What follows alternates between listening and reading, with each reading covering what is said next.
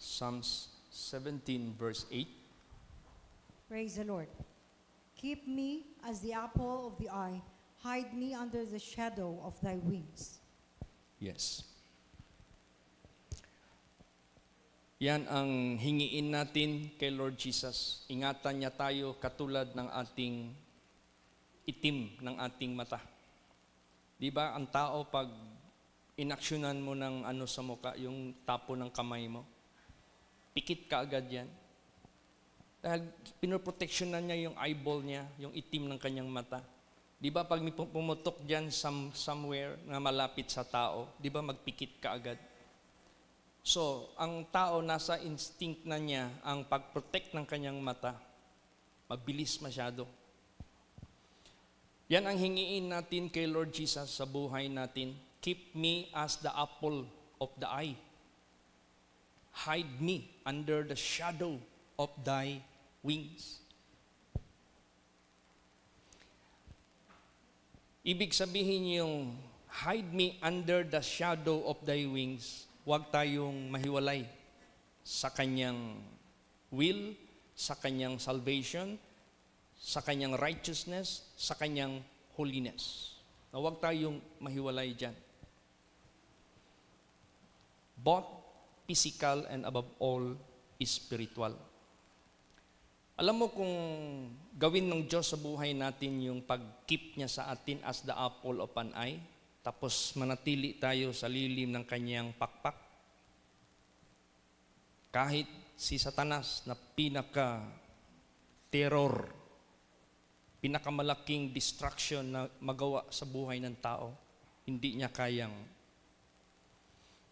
saktan at ipahamak ang mga anak niya na iniingatan ng Diyos as the apple of the eye, na iniingatan ng Diyos under the shadow of His wings.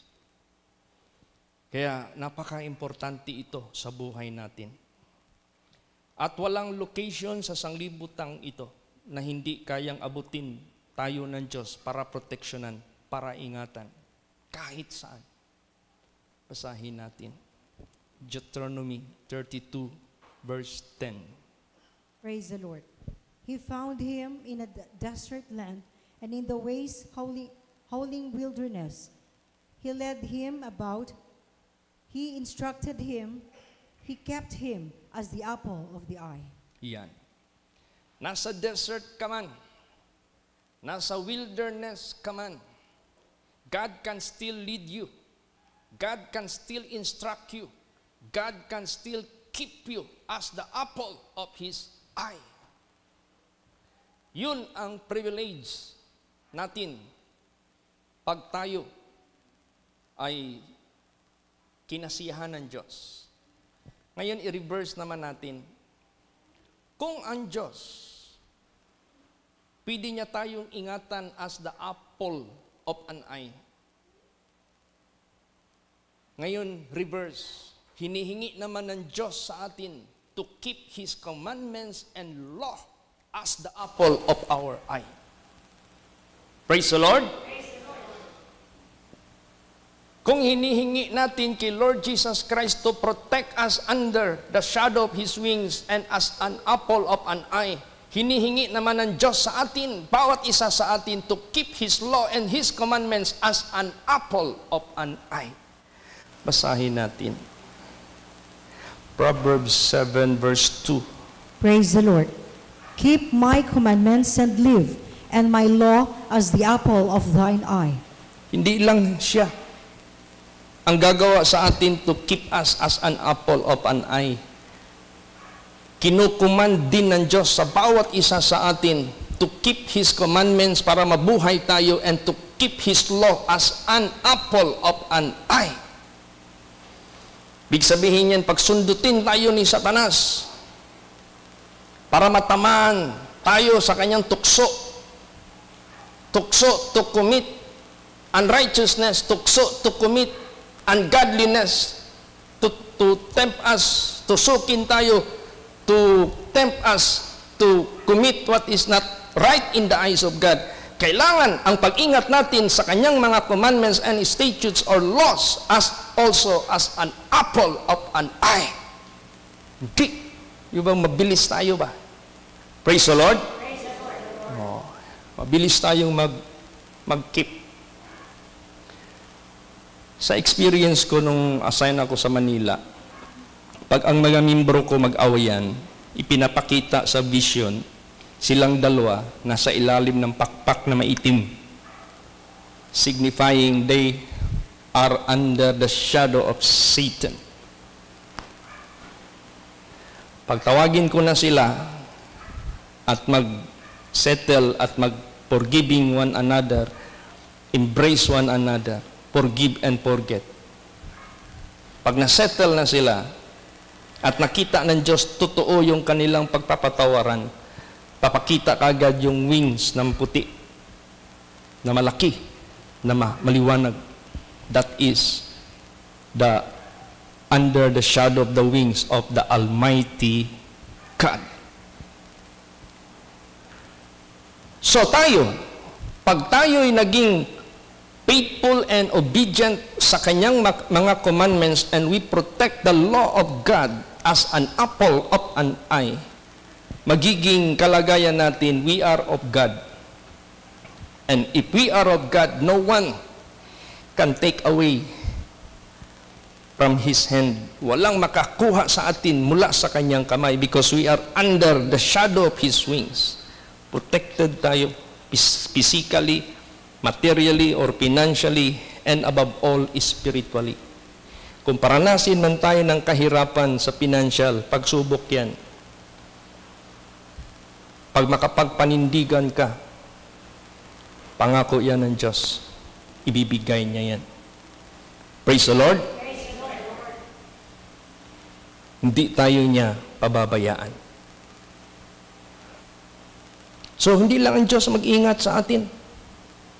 It is not only God who is obliged to keep us as an apple of an eye, to keep us under the shadow of His wings, but we too, tayo rin, we must keep His commandments and His laws as an apple of an eye, na huwag nating pahintulutan, makabiolate tayo sa kanyang mga commandments, sa kanyang mga statutes.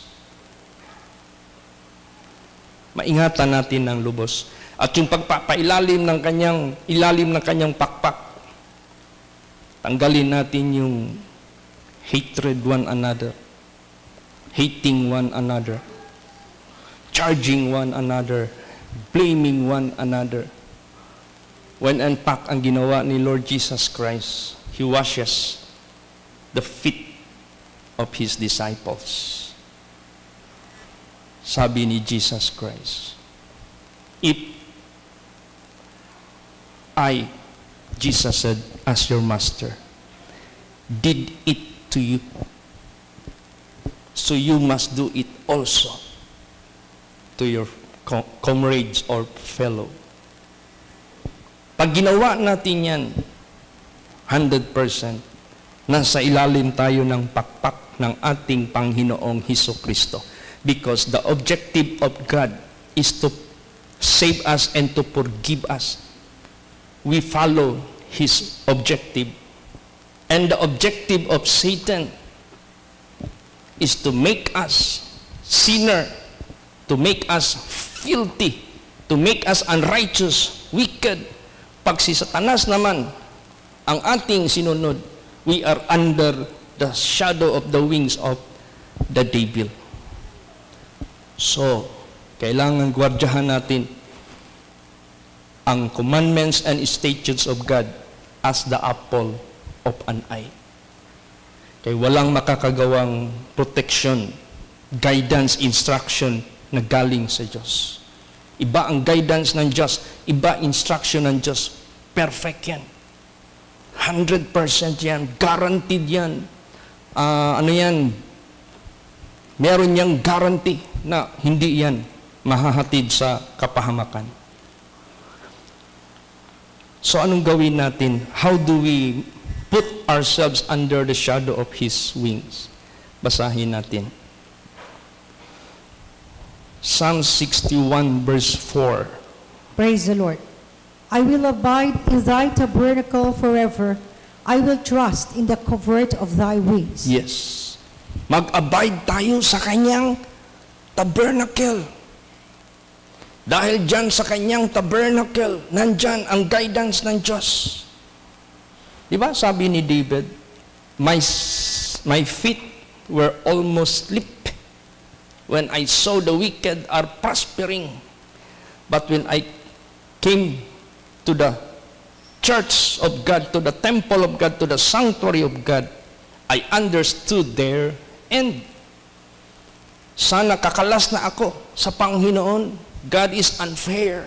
The wicked are prospering while me is suffering. But when I came to the sanctuary, I understood their end. That they were just as dreaming, after all disappear. Kaya ganun. Tayo, wala tayong ibang tatag at tibay sa ating kaluluwa, kundi ang Spirit of God na nandito sa kanyang sanctuary. That is why all pastors must be holy. All pastors must be righteous, because you are a vessel of God for the edifying, for the perfection, for the work of the ministry. Kailangan ang pastor, tayo yung sisidlan ng Diyos, malinis tayo. Pag tayo ang na-defile, pag tayo ang nadungisan, maraming madudungisan. Maraming madi-defile. Anong gagawin ng Diyos? Kukunin ka ng Diyos. Kukunin ka ng Diyos. Hahanap ang Diyos, which is better than you. Hahanap ang Diyos, which is fruitful. Hahanap ang Diyos ng malinis, para ang Diyos makagawa sa kanyang gawain sa mga tao niya. Kaya ganun, magpailalim tayo sa lilim ng pakpak ng ating Panginoong Hesus Kristo. Praise the Lord.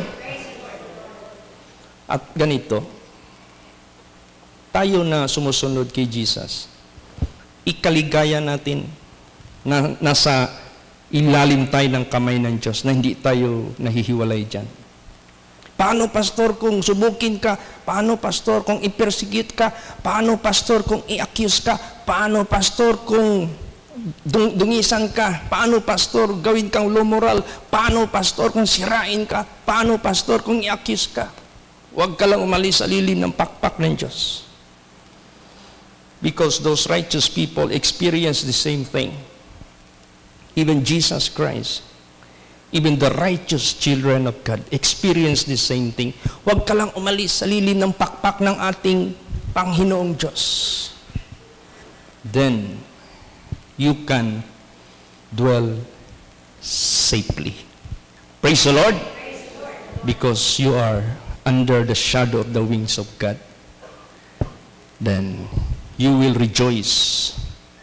Bakit magre-rejoice ka? Hindi manaig ang kilos ng dyablo sa buhay mo. And remember that, huwag kang mag-wish sa kapwa mo ng masama. Huwag kang mag-wish sa comrade mo ng masama. Our enemy is not flesh and blood. Our enemy is the rulers of darkness in high places. But rather we love our enemies. Praise the Lord. Sometimes flesh and blood become our enemies. Sometimes we do not understand why it is being happening. Wala ka namang kinurot sa kanila, wala ka namang ninakaw sa kanila, wala ka namang pagsisira sa kanila. But sometimes God did permit it sa buhay natin. Kung aalis ba tayo sa pakpak ng Diyos? Kailan ba tayo aalis sa pakpak ng Diyos? If we do our move by our own way, by our own style, in a worldly manner. Kaya ang worldly manner, iba sa godly manner. Praise the Lord. Iba yung godly manner. Kasi ang worldly manner, it is physical to physical. But the godly manner, it is not physical to physical, but it is spiritual to spiritual. Because we do not fight against flesh and blood. Nasa tao na lang yan if he choose to be under the shadow of Satan rather than to be choose under the shadow of God, rather than to choose the ways of God. Pagpiliin ng tao ang ways of the devil, ways of Satan, diyan na ang magiging resulta. Makikita what will be the result. Kaya tayong lahat, center tayo sa truth of God, sa word of God, sa manner of God. Magpailalim tayo sa kanyang pakpak. Iingatan tayo ng Diyos as an apple of an eye. Hindi niya tayo pababayaan. Basahin natin. Psalms 91 verse 1. Praise the Lord. He that dwelleth in the secret place of the Most High shall abide under the shadow of the Almighty. Yan. Sino man ang manatili dyan sa lilim ng kanyang secret place of the Most High shall abide under the shadow of the Almighty. Do not move under His will. Do not move under His way. Do not move under His command. Do not move under His statutes. Do not move under His law. Huwag kang mag-move dyan. Stick ka lang dyan. Stand still and see the salvation of the Lord. God will not suffer your foot to be moved. Praise the Lord. And He that keepeth you will never slumber nor sleep. Hindi kanya pababayaan. Hindi tayo pababayaan. Lalo ngayon, physically, di ba? Laging lindol. Huwag tayong matakot. God is able to protect us. Minsan magbiyahe kami ng eroplano 13 hours straight. Di mo alam anong magiging technical problem ng eroplano. Makakarating ka ba sa destination mo? Sa Canada, mag-drive ako doon ng 800 over kilometers. I have to drive. Sabi pa ni Brad Bernard, it is very costly. Costly pala ang magligtas ng kaluluwa. Yes. Costly talaga. Praise the Lord. Because they are precious in the eyes of God. Very laborious pala ang magligtas ng kaluluwa. Yes, very laborious talaga. Hindi basta-basta. So, ganun. Sa paglilingkod natin kay Lord Jesus Christ, only God can count it from each of us. Do not expect people can count it. But never mind, we are not obliged to expect and hearing from any people of the world. Kasi ang mga tao magaling mag-flatter because they have advantage from us. But kung ang Diyos ang ating parangalan, God didn't need any advantage from us. Siya ang may-ari sa lahat. Pag mag-appreciate ang Diyos sa atin, true appreciation yan. Praise the Lord. Yeah, doon tayo mag-under sa kanyang wings. Keep natin ang commandments as an apple of an eye. Ganon. Then, ma-experience mo how God is faithful to you, how God is great and mighty. Hindi siya sinungaling. Then, hindi ka naaalis sa Kanya. Magre-rejoice ka na lang sa Kanya. Kasi kilala mo na ang Diyos. Alam mo na ang ways ng Diyos. Alam mo na yung will ng Diyos. Ginagawa mo yung will ng Diyos. After you have done the will of God, you receive the promise, then magre-rejoice ka under His wings. Basahin natin. Psalm 63, verse 7. Praise the Lord. Because thou hast been my help, therefore in the shadow of thy wings will I rejoice. Yes. Praise the Lord. I-pray ninyo bukas. God be willing, magbiyahe kami ng Zamboanga. Bisitahin ko yung pamilya ni Sister Carmen.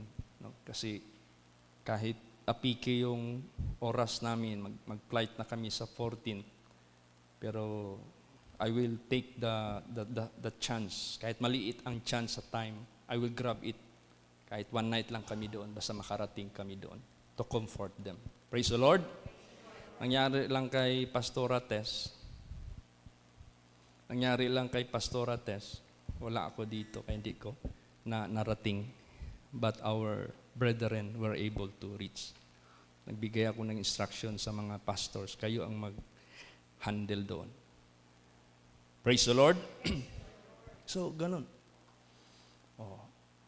Sometimes may narinig pa ako na hindi daw ako nagbibisita sa mga mahirap, wala daw ako magawa, wala daw ako matanggap. Hindi kayo nadaanan sa aming pag-ikot. There are how many times buong pamilya namin nag-ikot sa buong Pilipinas.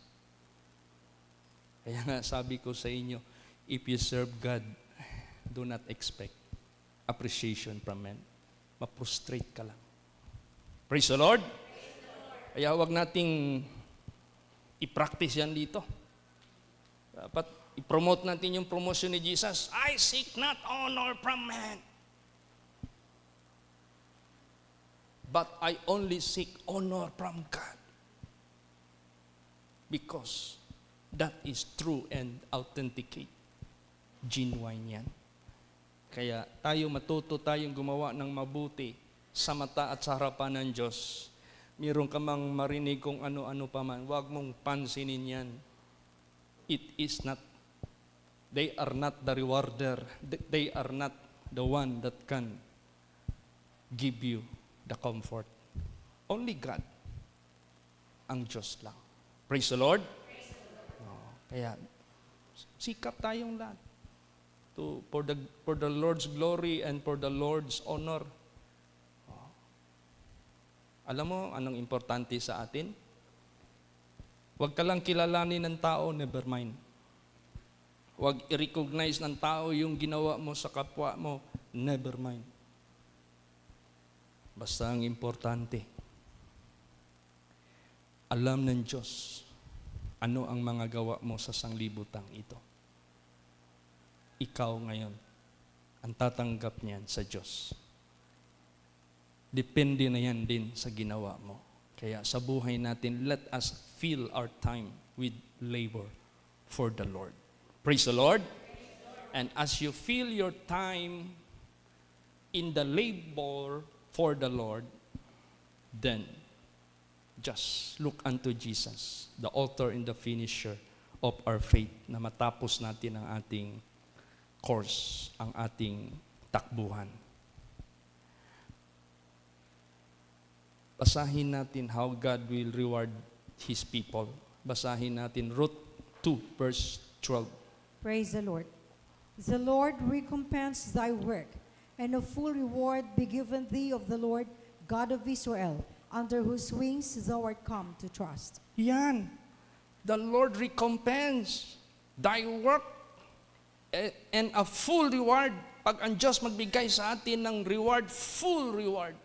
Praise the Lord. Hindi partial. Full reward. Ibig sabihin yan, depende yan sa iyong agi. Depende yan sa iyong labor. Depende yan sa iyong nagawa.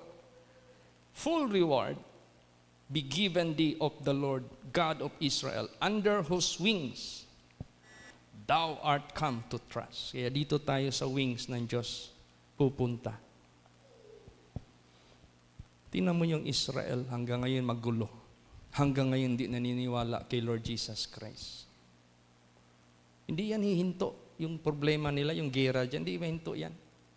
Sinabi, mas worse pa nga yung sinabi ni Jesus Christ sa kanila. Basahin natin yan. Matthew 23:37. Praise the Lord. O Jerusalem, Jerusalem, thou that killest the prophets and stonest them which are sent unto thee, how often would I gather thy children together, even as a hen gathereth his chickens under his wings, and ye would not. Yes. Grabe itong Jerusalem na ito. Pinapatay nila yung mga propeta ng Diyos na pinapadala sa kanila to save them. Binabato nila ang mga propeta. Sabi diyan, gaano ko kayo kadalas, often, na igagather as a chicken, na as a hen na nagagather sa kanyang mga chickens under her wings. And ye would not, ayaw ninyo. But nevertheless, sabi ni Jesus, until you will say and proclaim, blessed is he who come in the name of the Lord. Kung i-acknowledge na nila si Jesus Christ who came and visited them that He is the Lord, tsaka pa sila ililigtas ng Diyos. Kaya tayo na natutong magpailalim sa pakpak ng ating Panginoong Diyos so that He can keep us as an apple of an eye. Diyan tayo. Huwag tayong mamove by the grace of God and by the power of God. At isipin natin lagi, our enemy is not flesh and blood. Is not our fellow. No. But it is Satan, the devil. Para sa ganon. Kasi kung physical lang ang tinitingnan natin, hindi mo tiningnan yung real enemy si Satanas. Hahakbang ka ngayon ng mali. So ang nangyari ngayon, physical yung tingin mo, maghakbang ka ng mali, pareho na, kuha na ni Satanas, kasama ka na. Kaya, never, do not permit, di natin i-permit sa buhay natin yan. Praise the Lord! But rather stand and you have the opportunity to rescue. Pwede kang makarescue ng iyong kapwa. So, please pray for our status na lagi tayong magpapailalim sa pakpak ng Diyos so that He can keep us as an apple of an eye. But at the same time, God asked us, commanded us to keep His commandments and His law as an apple of an eye. Mabilis din tayong mag-protect. Mabilis din tayong maglaban sa kaaway, sa diablo na hindi siya pwedeng maka-isa sa atin, makadaig sa buhay po natin. Kaya, let us remain under the shadow of His wings, under the care of God, and let us continue to keep the law and commandments as the apple of an eye. At alam mo anong susi nito?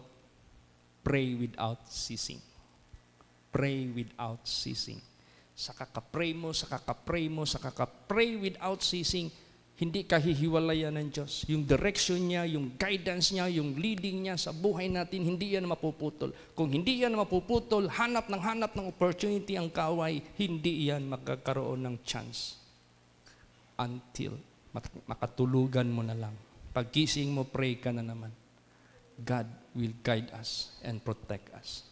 Physically, financially, and above all, spiritually. Praise the Lord! So let us be strong under the shadow of His wings. Magsitayo po ang lahat. Let us sing our closing song. Blessed Assurance.